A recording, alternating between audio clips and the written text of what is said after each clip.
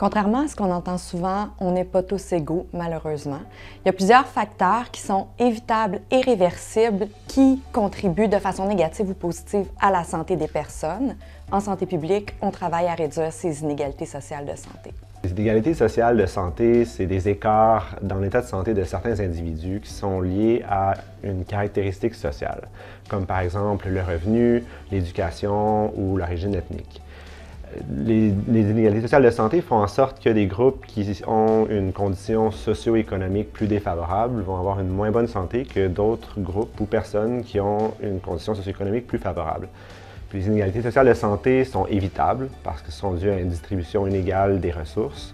Elles sont aussi injustes parce que chaque individu devrait avoir droit ou d'avoir la chance de pouvoir se développer à son plein potentiel et d'avoir une santé à son plein potentiel.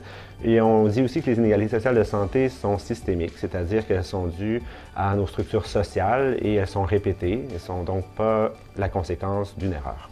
Il devient alors primordial d'agir dans tous les dossiers de santé publique pour tenter de réduire les inégalités sociales de santé. Ça fait que nos interventions vont être davantage efficaces, équitables et durables.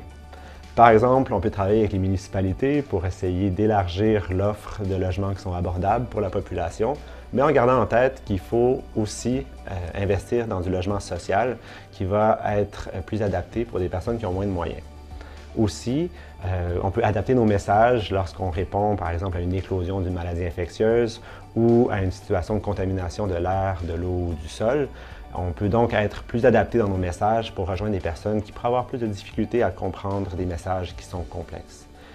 Même si les inégalités sociales de santé touchent davantage les personnes qui sont défavorisées, elles affectent aussi l'ensemble de la société.